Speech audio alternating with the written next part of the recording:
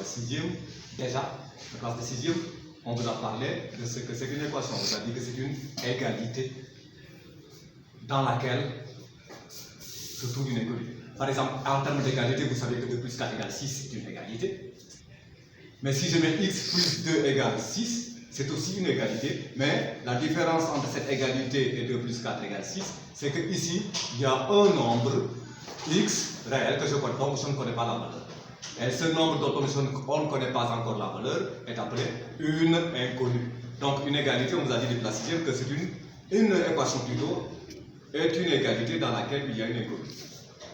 Maintenant, une équation donc d'une droite, quand vous trouvez ce mot en mathématiques toujours, ça veut dire que toujours on a une égalité et on a une inconnue.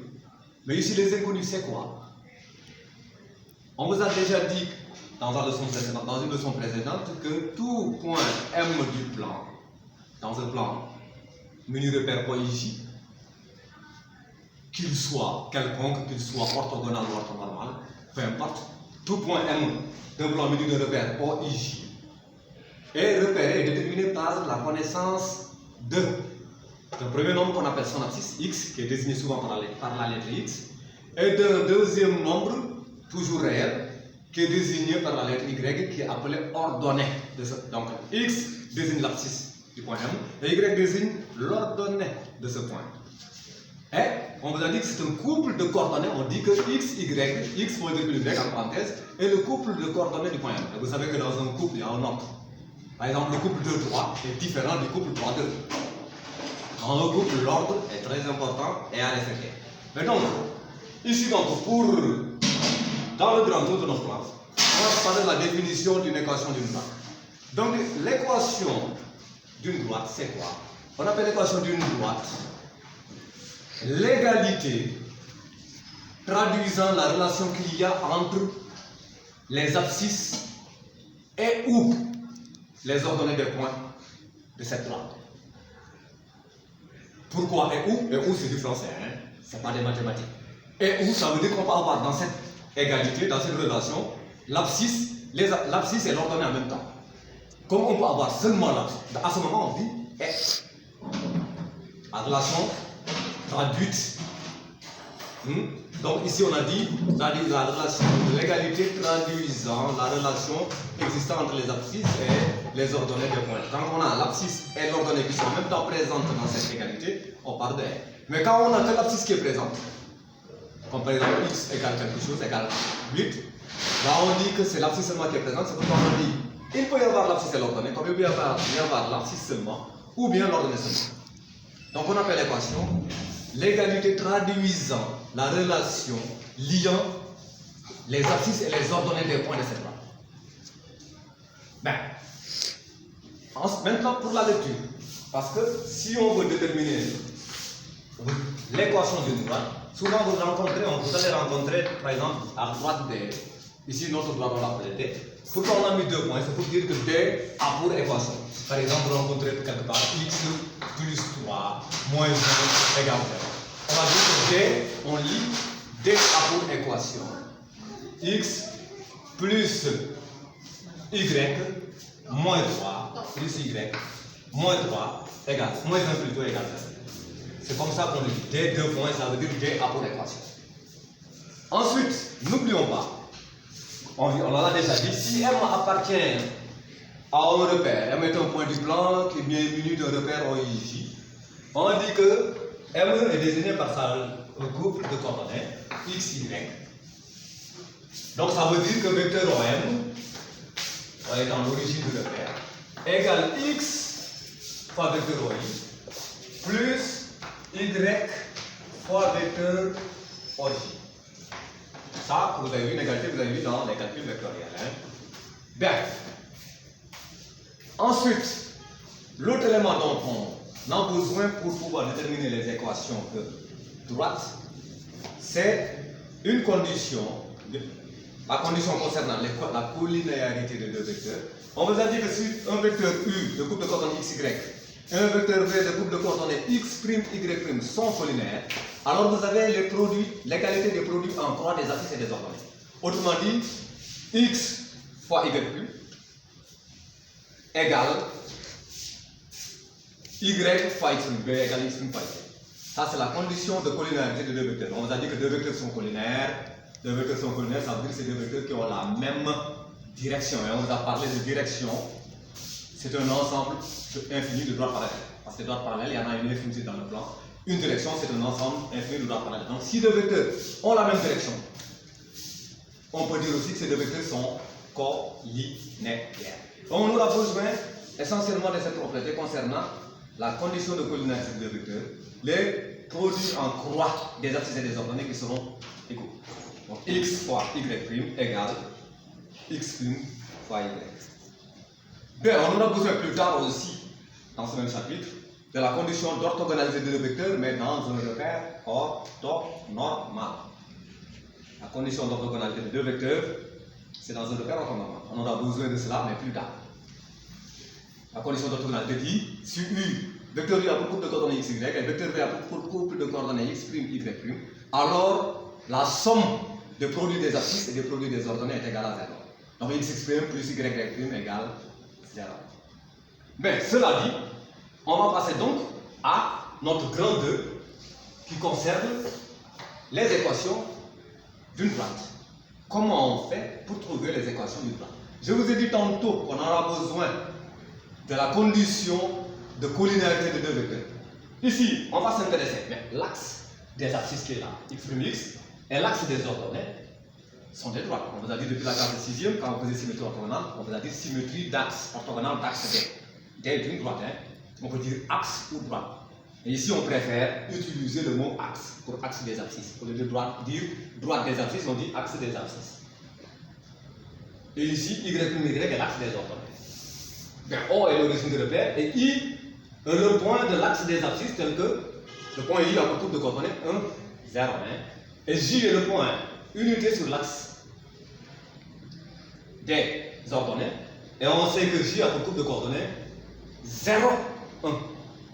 Et O, l'origine de repère, a pour couple de coordonnées 0, 0. Ça, c'est déjà vu, hein? Mais on le rappelle. C'est bon de le rappeler pour que ce soit clair ce que nous faisons. Donc, comme on parle de droite et que x', qui est l'axe des abscisses, est une droite, on va essayer de voir quelle est l'équation de cette droite, qui est l'axe des abscisses, x'. Ben, pour ce faire, on choisit par exemple un point M quelconque. Quelconque, ça veut dire quelque part, n'importe où. Quelque part, n'importe où. Hein? Et qui a pour couple de coordonnées x, y. Et qui est sur l'axe des abscisses. Ben, si le point M, puisque le point M est sur l'axe des abscisses, ça veut dire que le point O, le point I et le point M sont alignés. Autrement dit, si on préfère parler de vecteurs, on va dire que les vecteurs OI et le vecteur OM sont collinaires. Le vecteur OI a pour couple de coordonnées 1, 0.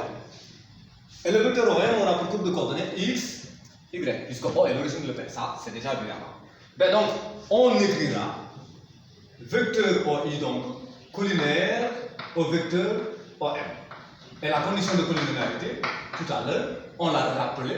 Ça fait donc, puisque vecteur OI a pour couple de coordonnées 1, 0, on aura 1, 0 si vous voulez comme ça. Et le vecteur OM a pour couple de coordonnées x, y. On aura donc une fois y, parce qu'on nous a dit que les produits en croix, une fois y égale 0 fois x. Ça fait une fois y, ça donne y. 0 fois x, puisque 0 est l'élément absorbant de la multiplication, ça donne 0. Donc, ça veut dire quoi? Puisque y désigne l'ordonnée de tous les points du plan, y désigne l'ordonnée, ça veut dire que tout point, le fait qu'on ait choisi M sur le point, qu'on parle de l'axe des abscisses, donc M étant sur le point des abscisses, ça veut dire que tout point de l'axe des abscisses a son ordonnée nulle. Autrement dit, l'axe des abscisses et la droite regroupe l'ensemble des points d'ordonnée nulle, l'ensemble des points du plan qui ont leur ordonnée nulle, puisqu'on a trouvé y égale 0. Autrement dit, si on veut, on peut dire x', la droite x', on peut écrire x', deux points, son équation c'est quoi? X' a pour équation y égale 0. Donc l'axe des abscisses est l'ensemble des points d'ordonnée nulle. Et donc l'ensemble des points d'ordonnée nulle se trouve aussi sur l'axe des abscisses. Mais ça concerne l'axe des abscisses. Voyons voir l'autre axe du repère qui est l'axe y des ordonnées. Ben, on va répéter à peu près la même chose ici. Au lieu maintenant, cette fois-ci, on est sur l'axe des ordonnées, choisissez un point M quelque part. Un point M quelconque. Quelconque, je vous ai déjà dit que ça veut dire n'importe où, n'importe quel point, pas un point en particulier, mais n'importe, qui peut être n'importe où sur la droite.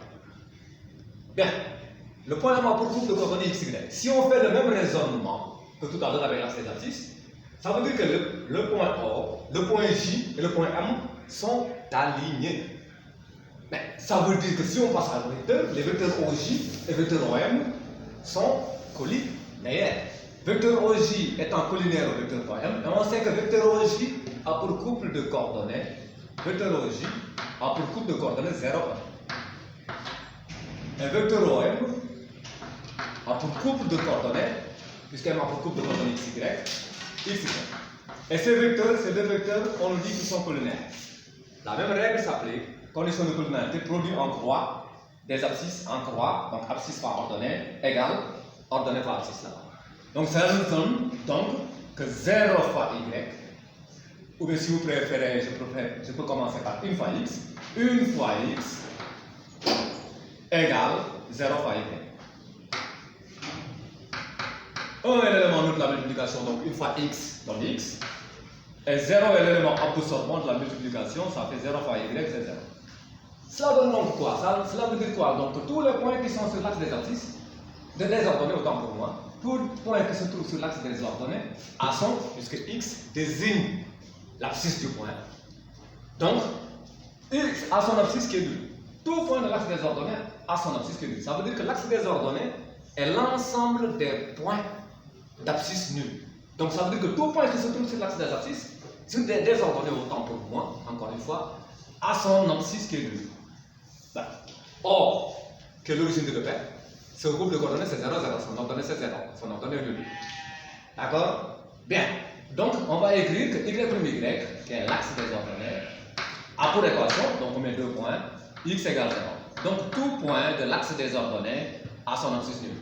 Et l'axe des ordonnées, donc, c'est l'ensemble des points d'abscisse nulle. Voilà pour ce qui est pour nos deux axes de notre repère. D'accord? Donc, on va passer maintenant aux droites, à des droites particulières encore. Des droites qui sont parallèles à l'axe des abscisses. On va commencer par une droite parallèle à l'axe des abscisses. Donc, traçons une droite quelque part parallèle à l'axe des abscisses. Là, on va passer ici, relativement une.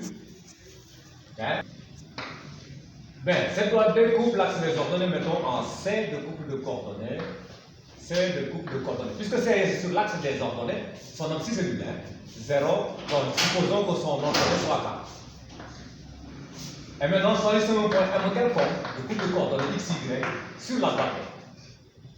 Ben, le même raisonnement, on veut dire que maintenant, cette droite est parallèle à l'axe des abscisses. Ben, si elle est parallèle à l'axe des abscisses, ça veut dire que le vecteur CM a pour direction l'axe des abscisses. Mais le vecteur CM, ça veut dire qu'il est un vecteur directeur de l'axe des abscisses, comme le vecteur OI aussi est un vecteur directeur de l'axe des abscisses. Ça veut dire quoi? C'est le vecteur CM et le vecteur OI ont la même direction. Puisque cette droite est parallèle à l'axe des abscisses, ça veut dire que le vecteur CM et le vecteur OI ont la même direction. Puisqu'ils ont la même direction, cela veut dire que le vecteur CM est collinaire au vecteur OI. Cela nous permet de dire quoi? Le vecteur CM qui a pour couple de coordonnées x moins 0, ça fait x, et y moins k, ça fait donc y moins k, est collinaire au vecteur OI qui a pour couple de coordonnées 0. Condition de collinarité, ça fait donc 1 fois y moins k. Réduit en croix, des abscisses et des ordonnées sont égaux. Donc 1 facteur de y moins k égale 0 fois x. Ça fait donc 0 fois x, comme 0 est l'élément absorbant de la multiplication, ça fait 0. 1 élément neutre de la multiplication, ça fait donc 1 fois y moins k, c'est y moins k. Y moins k égale 0. Et si je transpose le moins k, il va changer de membre. Ici, ça fait donc on a y égale k. Cela veut dire quoi? Que tous les points de cette droite-là ont leur ordonnée égale à k. Et k est l'ordonnée du point d'intersection de la droite D et de l'axe des ordonnées. Donc on va dire que cette droite D, finalement, a pour équation y égale k. Autrement dit, toute droite parallèle à l'axe des abscisses a une équation de la forme y égale k, où k est un nombre réel constant connu. D'accord? Bien, maintenant, passons à toute droite parallèle à l'axe des ordonnées. Choisissons de même une droite, traçons de même une droite qui est parallèle cette fois-ci à l'axe des ordonnées. Bien, elle coupe notre axe des abscisses. Ne changeons pas, toujours, on sait, on ne va pas avancer. Mais c'est comme il est sur l'axe